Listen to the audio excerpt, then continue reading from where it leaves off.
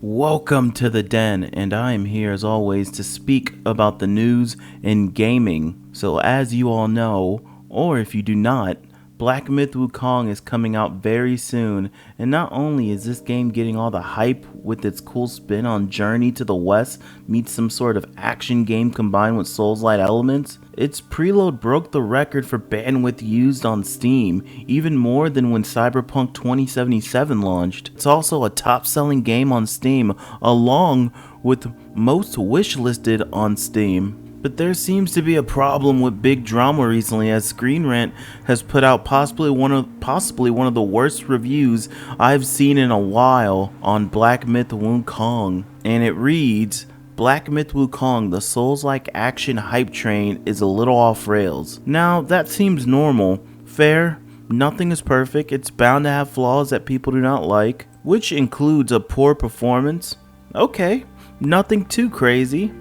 They point out it has frequent stuttering, severe lag, desynced audio, and terrible frame rates. The review also goes on as they shine a light to its combat being engaging and addictive, as well as lacking in mobility and environmental movement. They also go on to say how the boss arenas are equally shallow. This is all a fair opinion, fair critique. But then, at the end of the review, Black Myth Wukong largely lacks inclusion and representation. What?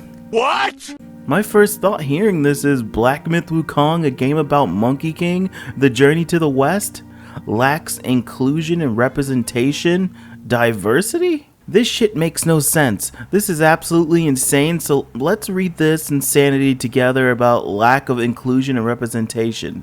As far as chapters 1 and 2, while characters are clearly fictitious and fantastical creatures, there were no female or feminine NPCs or enemies or bosses present. The only exception, if you can call it female, is a boss named Mother of Stones in chapter 2, which is nothing more than a still glowing rock with no abilities being guarded by other enemies. The lack of diversity and inclusivity resonates with the misogynistic comments reported to have been made by developers, which express disdain for women playing their games. Although Black Myth Wukong does have truly enjoyable moments, the underlying feeling that women aren't welcome in this world felt present throughout my gameplay experience. You see, this is the problem right here. People like her do not understand that games should be made with your audience and you in mind.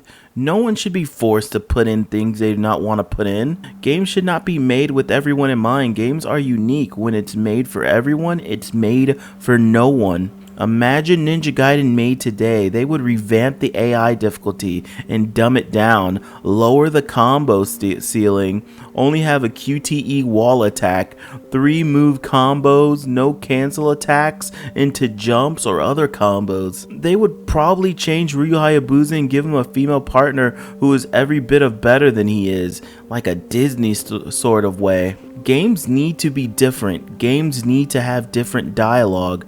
Her complaints are ridiculous, and the fact she thinks it would make women feel unwelcomed in the world is stupid. The review continues to push for more equity than equality with their words, and what's even funnier about this is that people have digged a little deeper on who this person is. And I gotta tell you, this screams obvious. Grums on Twitter has a thread about this situation, and the screenrant reviewer's name is Samar Abedian. I probably butchered that.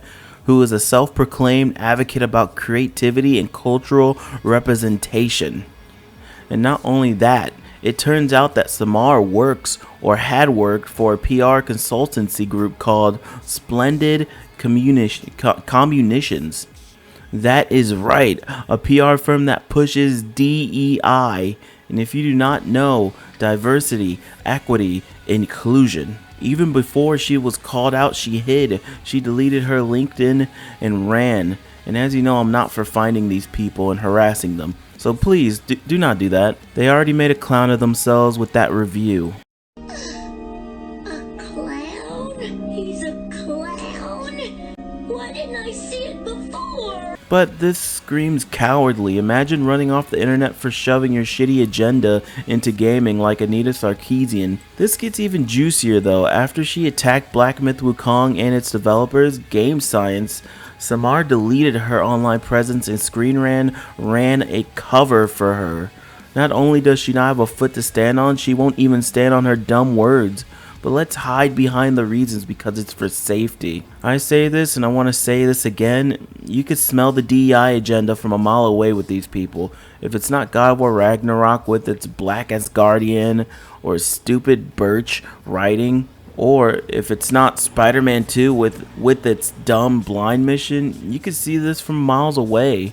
They think we care about this crap. Stop pleasing the 1% and make your things while pleasing your 99%. Cater to your audience, the audience. Game journalists have destroyed their own industry and have put their hands in ruining the gaming industry. The bribes, the good grades for said bribes, there's always some kind of agenda with these people. And I say we need to get back to catering towards the people who love games and not the people who are trying to gain profit with no passion.